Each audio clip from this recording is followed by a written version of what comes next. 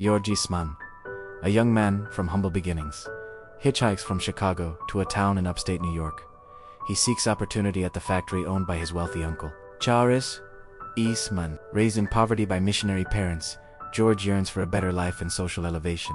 His uncle offers him a low-level position on the assembly line, with a warning to avoid fraternizing with female employees, as company policy prohibits such relationships. Despite the rule, George soon becomes involved with Alice Tripp, a shy and plain co-worker who operates machinery alongside him. Their romance begins innocently enough, with secret meetings and shared moments away from prying eyes. Alice, believing that George's connection to the Eastman family might bring her security and status, falls deeply in love with him. George, however, feels trapped in his mundane job and the constraints of his affair. He dreams of something more glamorous.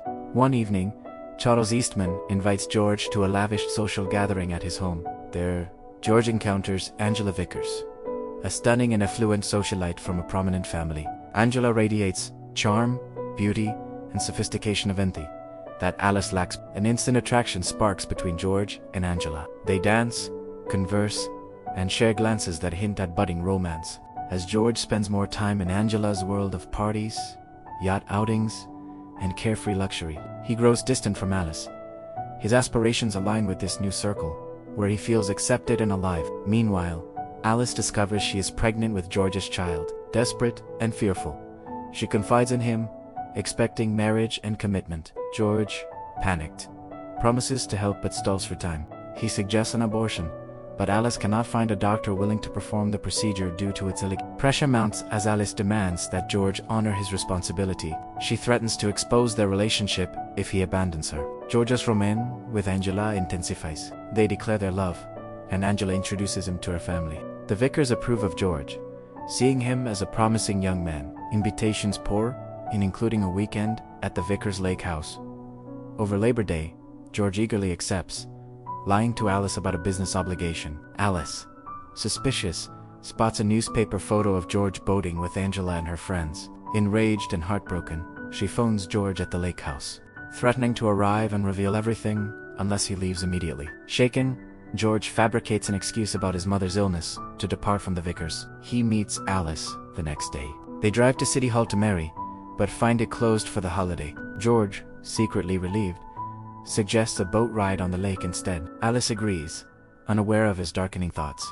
Remembering that Alice cannot swim, George contemplates drowning her to eliminate the obstacle to his future with Angela. He rents a rowboat under a false name and strands his car to avoid traces. Out on the water, Alice chatters happily about their future together, envisioning a home and family.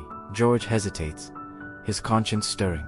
As twilight falls, Alice stands up in the boat, causing it to tip over. She panics and drowns, while George swims to shore. He does not attempt to save her, his mind fixed on freedom. Back on land, George acts suspiciously around campers, then drives to the Vickers Lodge, rejoining Angela without mentioning the incident. The next day, authorities discover Alice's body. An investigation begins, treating the death as suspicious. Evidence piles up.